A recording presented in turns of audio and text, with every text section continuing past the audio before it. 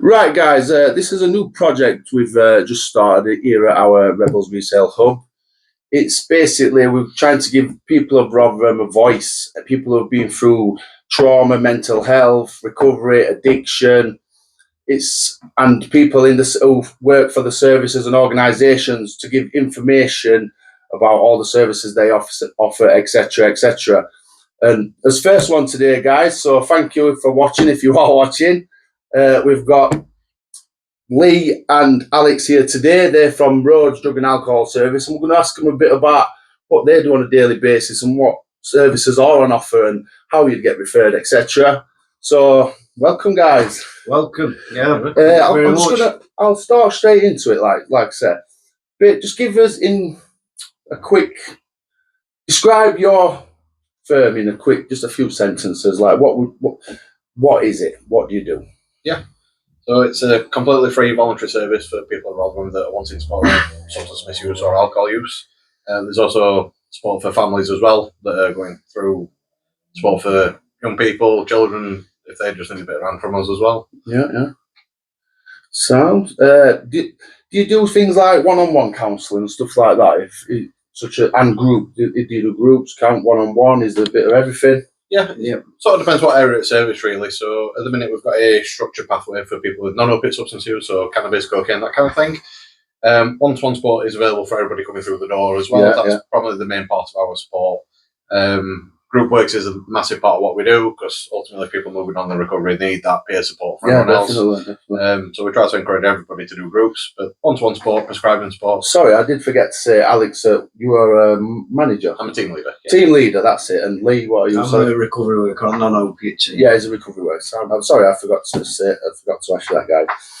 I've done the group sessions. So there's group sessions, one-on-one, peer support. What about referrals? How would I access your services? Yeah.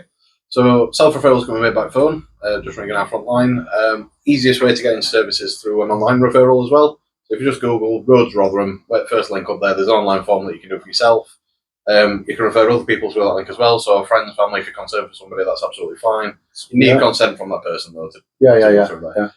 If you're working with another professional service, they can do the referral for you as well if you're not very comfortable doing it yourself. Yeah.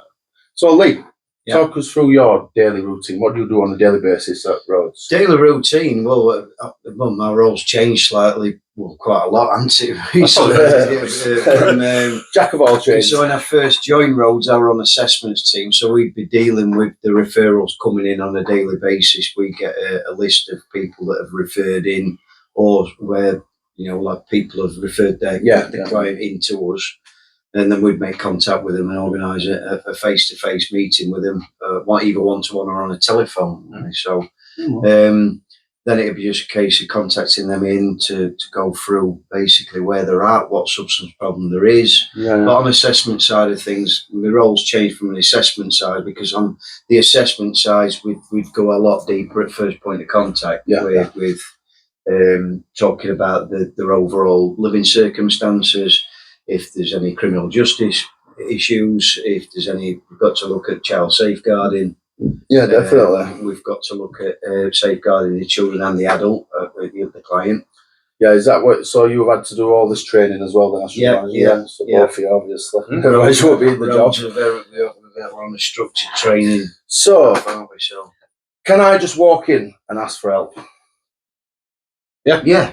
Well, that's a good thing then, isn't it? That's what I mean. People probably don't know these. This is the whole point of this channel, guys. I'm trying to get it so they can look on it. There'll be a video for this service, a video for that service. Oh, I can have a look at that service. What's on offer? How do I refer? Because a lot of people, they might have heard of it. Yeah, I mean, we do get people walking in, don't we? And even then, because we've got to appreciate that some of our clients might not have access to the internet. What about family members? Can a family member refer somebody else? As long as you've got the client's consent. Yeah. So as long as they can't just say, yeah. That's what I mean. Just good people need to know this thing, don't they? Because a lot of people they're confused, especially families of people in the services. They are probably the most. It's something they've probably never dealt with before, so they probably need to know that more than anyone. Can they refer them? Can they? Do you know what I mean? It's a good. That's probably another good reason what this is gonna be a good project because. For the families, it's the wider audience we're getting. We're not just. You get what I mean? Yeah. But my role's changed now onto non-opiate alcohol team, because now we've got a system where, well, Alex will allocate certain clients to us as key workers once they've been assessed. Yeah. See where they're at. They place them obviously with the best person who they believe can work with that client, depending on the substance problem. But then with it goes to the team leads to allocate whether it's going to be an opiate client or a non-opiate client. And then we've got diaries where we book, and we basically, from that point of allocation, we make contact with the client, and arrange a one-to-one meeting with them. And see how we can help and support them forward. What kind of substance is it? Every substance? Can I come to you with most substance addictions, or is it any addiction? Absolutely. Gambling? So we can is there something for gambling? Because that's another one that's kind of people wouldn't expect there to be help for that as widely as the other service. Do you get what I mean? The gambling spot wouldn't come from our team, but we've got services we would. So you can, So you can still come to Rhodes and ask for help if you think that's a problem. It sounds good. Sounds good. So, Alex, what do you do on a daily basis, and why? All right, then. Go on, answer that one first. Go on. Day to day, a lot of my role is supporting my team. So at the minute, I've got 5 recovery workers I support and 2 trainee mental health practitioners. It'll be a mix of just looking at data and reviewing where we are as a service. If people are needing support, I can kind of look quite early on to see who needs a bit more contact, who needs a bit more intensive support from the team. The allocations, as Lee mentioned earlier, so anybody that's new coming into service, I can see who might be a good fit for a new member of staff to move to. Support for the team, so they have your own supervisions for myself, might be some caseload supervision as well, and any other sort of support that's going on around the building. That's more or less what I'm doing in a minute. So, bit of advice for someone. What would you say to someone who's sat there now, watching this video, thinking, I want to ask for help, I'm a bit unsure. What would you say to both of you? I'll ask you, go on, you answer first.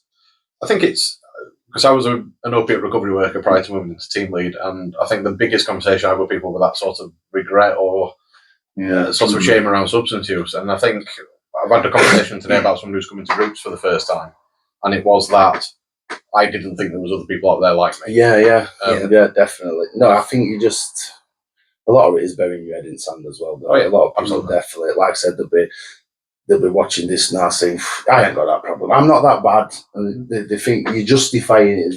You justify it. That's how most people get to that point. I'm not that bad yet. Oh, I don't need it. I'm not addicted to it. And then before you know it, that's when it hits you. Yeah. You think you've got a hold of something. I am saying this out through personal experience as well, guys. I'm not just making it up. But it is. You think it just grips you. That's the difference. You're not addicted until it's a surprise. Like, surprise. Do you know what I mean? It grows. It's a slow burn until that day. Oh no. You need it. You know what I mean? I think for us, we can offer brief interventions with people. So if you're not sure if it's for you or anything like that, just give us a ring. We can do a bit of brief advice over the phone. And if you go, you know what, I'd like some sessions, absolutely, we can sort that. If you go, I'm all right, now's not the time, absolutely fine. You can do what you need. Yeah, man. But on the alcohol side of things, just like we've got ABI group, haven't we, for alcohol brief interventions. So you might, dependency to, say, alcohol, for instance, is in various different forms. You could have your dependent drinker that relies on it every morning, every day, and they're drinking out of necessity. Or you've got your binge drinkers, which might think that they're getting a bit out of control. But you're doing it all in one go. It's getting a bit of a habit, and it's taking over. It's affecting home life. It's affecting family time. It's started to impact on the normal working day. It started to intervene with what's normally what the daily tasks. If it's encroaching, that's like I said. That's what my point. They don't know they're addicted until it sneaks up on you. Exactly. I've got an handle on this. You're still functioning, you're still living your life, and then slowly but surely, one failure leads to it. Just grips you slowly. Some people are quicker than others, but that's personal problems in it. So personal plan. What would you say, like, the biggest barriers for what you like to recovery? Like, in your clients on a daily basis, obviously you've got a totally different range of clients, but is there a specific barrier that you see more than any? other? Tough one, isn't it? I think it's been mental health, to be honest. Mental health, Yeah, I think even though I'd agree with that probably. It's I think mental health is the root to everything. The addiction, the substance abuse. I think it all starts with mental health problems somewhere along the line. Yeah, I think that's where, from what I've seen, particularly from an opiates, really struggling with mental health, I absolutely need support. You seek out support, you get knocked back because I'm using heroin or whatever it might be. And they'll say, I can't work with you until you've dealt with this. And you can't expect somebody in an absolute really rough situation to go, I'll stop using tomorrow. Oh, so that's what I mean. So you work with people in active addiction. So something that really helps us at the minute is we have a mental health nurse at work. We now have a dual diagnosis pathway. So if somebody's using substances and is struggling with mental health, we've got ways of supporting people into mental health support whilst tackling substance use. Yeah, well, at least as like I say, you have got quite a lot on offer. Then, to be fair, like I said, then that's something I've known you guys a while now. I didn't know all this. You know what I mean? But that's my point. That's what I'm trying to get this out there. There's other little personal barriers as well. For instance, you were just talking about earlier on about when the realisation whether somebody's got an issue with a substance or not. Sometimes a barrier can be in denial, isn't it? A lot of times referred in by a partner or a family friend and think, actually, I think you need a bit of help with your drinking. You're drinking too much, or you're taking too much cocaine, or whatever, really. And it's that ambivalence. If you've got somebody who you're working with who's a little bit ambivalent meaning that they're not really admitting they've got an issue or got a problem, or that can be a barrier. I think being referred that's a touchy subject in it, because unless that person is fully up for that referral. Exactly. Yeah. Because, like I say, that my personal opinion again is you can't change until you can't do it until you're there, until in your mind you're ready and you want, or like I say, you get a life changing moment, or do you get what I mean? A traumatic. A lot of people, it does seem to happen after something like that. Not many just stop, do they? Yeah. Do you get what I mean? Yeah. It does take a lot to get to that point for a lot of people. It does. And that's why, especially now, there is a lot more services coming into play, especially in Rotherham. So I think that's where your guys' service is a massive, massive thing right now, because look at what you are helping. It is definitely an helpful organisation, and it needs to be put out there and people to know about it, because I think the big thing for us at the minute is, I mentioned at the start, we're a voluntary-based service. Yeah. There is some exceptions to that regarding criminal justice pathways through courts, but if somebody's not ready to engage with our service, we will be the first person to go, is now the right time. Yeah. We'll do the work to make sure you're kept safe, a bit of harm minimisation, so whatever you are using as safely as possible. And we're not an abstinence-based service anyway. We work on your own care plan. It's about the clients at the end of the day. Yeah, that's it. Yeah, so this is a question. So what would it take for you to say, we can't help you to someone? Because a lot of people would be, you know what I mean? I know, because a lot of people, it's probably more the physical abuse and stuff like that, isn't it? If you're not going to tolerate that in any business, in any organisation. Zero tolerance. Isn't it? That's what I mean. And I think, especially in your line of work, it's going to happen. Yeah, it does happen, doesn't it? So, but that's what I mean. But that, to me, then, where do they go then? Do you know what I mean? That's the problem. I know it kind of shooting itself in the foot, but I think as our service is, it's very difficult to exclude somebody. Ultimately, we're a commission service by Rotherham Council. Yeah. We're there to support the people of Rotherham through substance use. So we can't, essentially. Obviously, if somebody's been incredibly aggressive or something, reception is difficult. But even then, it's probably we're not going to speak to you. But like I said, guys, but this is what I mean. A lot of people don't realise that you're there because you actually care. You're not there for... obviously it's your job, but you're there for a reason. And this is another good story to get into, guys. Lee's story. He's in an ex-alcohol addict. He was gone through the recovery process, and now he's what is your job? Recovery worker. He's a recovery worker at Rhodes. So this is another example of that. You can change, guys. You can sort your life out. It's not too. You might think it's too far gone, but like I always say, problems can be solved.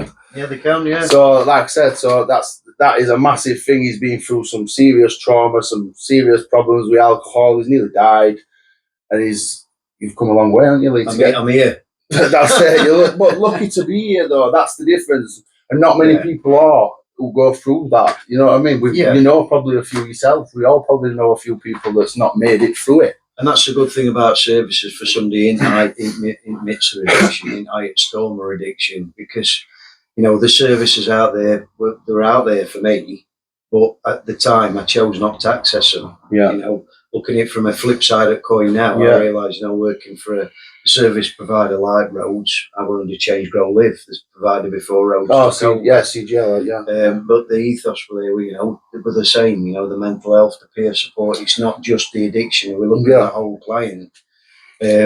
So yeah, it's from my point of view, I've seen it from both sides. I now realise as well, from now in my clean time working for an organisation like Rhodes, I now realise what actual work goes into each individual client behind the scenes. Yeah, definitely. So yeah, it's but it's like that. It's same as what we do here now at this hub. It's that lived experience. Yeah, having that lived experience of what we've been through. What's obviously everybody's different circumstances. It's you can relate, and sometimes when you're talking to someone, that helps. That means a lot. You know, when they know you were sat there, you used to be sat there. You know, it's right though. That's if that's not a perfect inspiration to someone who's come through your door, and you hear Lee's story, who's probably, and I bet for you that was me.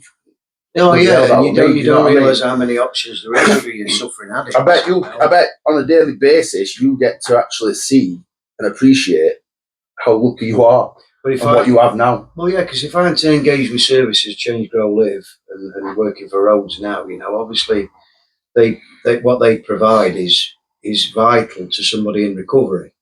For instance, group programs, pathways, para community, you know, getting into groups, getting into smart meetings. We even have a tea and toast and chat morning on a Saturday. You know, some of the biggest triggers for a recovering addict is boredom and isolation. Yeah. So it's getting them out. But it's like that one. What I always say, it's about putting yourself into a different circle of people, and I've done it myself. I had to come away from a certain group, change the circle of friends. It's because it's change the circle. The conversations are different. The attitudes, the positive.